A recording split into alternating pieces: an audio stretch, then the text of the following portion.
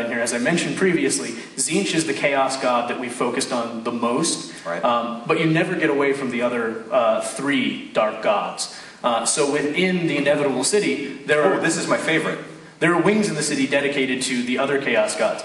Now this one's kind of bulbous and phallic, and there are statues of ladies touching each other, things of that sort. This is the wing dedicated to the god. Statues like that. I think they're back there in a little light thing. Yeah, that's them. See them? So what area is this? This is Slaanesh. Slaanesh is sort of the god of decadence, sort of eroticism, things of that sort. It's good. Let's move on. Oh, I skipped through. I forgot that it's all part of... All right, pretend that I didn't do that. Going back through. It's Slaanesh, and Slaanesh is the god of bulbous things and so forth. And it's a little similar. So, Jeff, do those look like asparagus to you? They do look like asparagus. Sort of penises of asparagus. Don't put that in there. Did I say that word out loud? Oh, God. I'm never going to get to visit you people again. You're not going to be on stage with me. I thought What's next after the Slaanesh area, Josh? The Slaanesh area would then be followed up by the Khorne area. But before we get there, Papa Nurgle, the Lord of Decay, he has his own area that's actually a dungeon that's unlockable beneath the city. Here's Khorne, the blood god, the god of war. You'll get to come here and go on quests on behalf of Khorne. Skulls for the Skull Throne. Jeff actually has a skull throne that he sits in backstage. It's what he was sitting on before, just throwing things at me, going, "Don't say naughty words in the middle of the presentation or I'll fire you."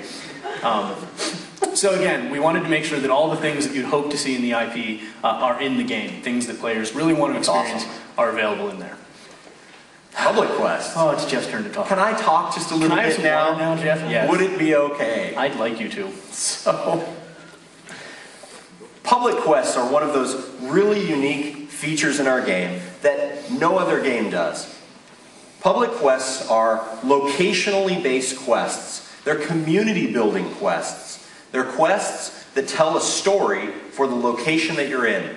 There's over 300 of these in our game. These are quests that simply by entering the area, I automatically get this special kind of public quest. And anybody else who's in the area shares that quest automatically with me. So as I'm working through the quest, working through the story, everybody who's in the area is doing the same thing with me. They're helping me and I'm helping them.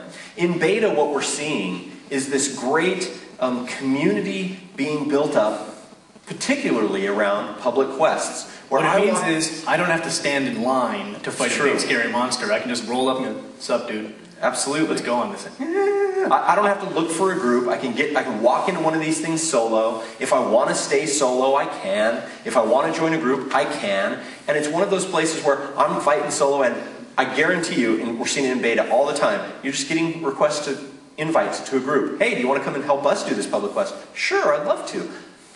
It's your choice how you want to play it. One of the great pieces of public quest is it does tell a story. So as you're working through the public quest, the story is actually changing in the area. As you progress through each stage of the public quest, it gets a little harder. You get a little more cool loot. You get a lot more fun. And when the scary monsters. When the public quest is done, you're actually able to do it again if you want. The public quests are repeatable. They recycle every 5 minutes once they're complete. You can do them as many times as you want. Tell them how Paul's an obsessive gambler. Oh, so the loot system in public quests is like nothing you guys have ever seen before. So Paul Barnett is this crazy obsessive gambler about slot machines. He likes to see the fun of all the dials spinning and all the crazy, anticipation of, am I going to get something cool? That's what our public quest loot system is like, pretty literally. When you go in, depending upon how hard you work, depending upon the contribution that you as an individual have to that public quest, you get a better chance of winning that slot machine reward. Everybody who's in the area who's contributed gets that rolling number that comes down the screen as you roll the dice for your loot. And, yeah, good? Let's move on to it.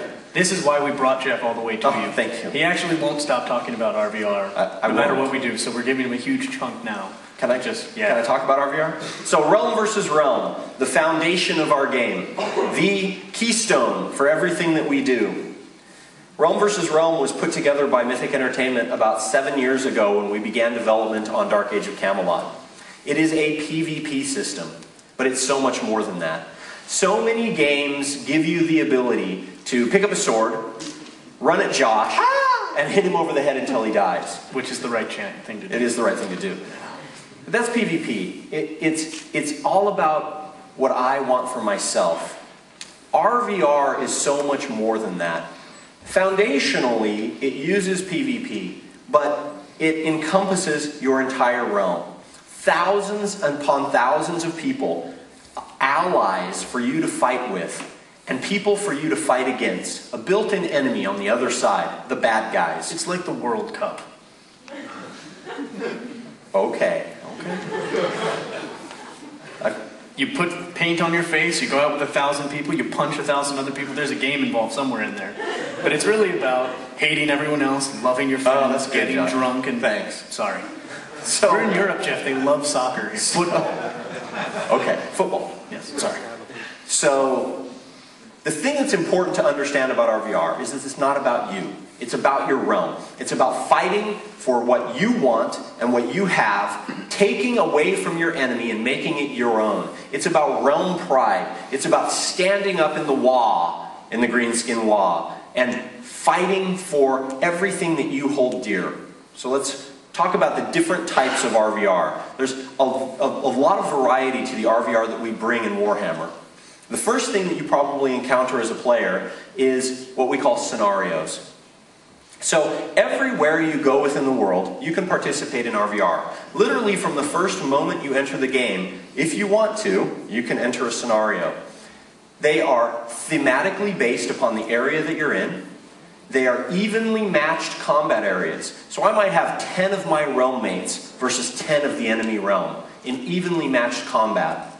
They're fairly quick, about 15 minutes long, so you can get in and get out fairly rapidly.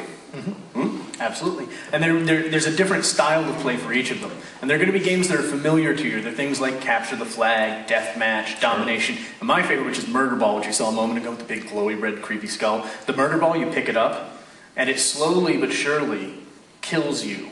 But it makes you super powerful in the meantime. So you're running around screaming, you're chopping people's heads off, and then the murder ball kills you. Somebody else picks it up, they run around, and they're like a wood chipper, and then they die. It's awesome. And there's a huge beam of white light that shoots out of your head, so everybody knows where you are. They're like, oh my god, he's coming! And they run away. So that's just one example of some of the different rule sets that we have within scenarios.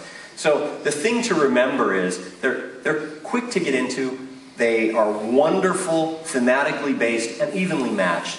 And again, they're probably the first type of RVR that a player will see within the game, just because you can enter them anytime you want. And they're really great for people that are the casual, or to use the marketing, the mid-session gamer. Somebody that maybe only has half an hour a night, a couple hours a week total, sure. And they really want to participate in something that's significant and important to the overall conflict. Scenarios give you an opportunity to go, I've got half an hour, that's 2 scenarios, I'll get in, I'll play, I'll have a lot of fun, I'll get out, I'll move on. Yeah, absolutely. So the next thing I want to talk about is open world RVR. Again, everywhere you go within the game world, you can RVR. Every single land that you enter has an RVR space in it. By simply entering that RVR space, you can participate in open world RVR. This is non-instanced, really crazy combat that happens everywhere within the world.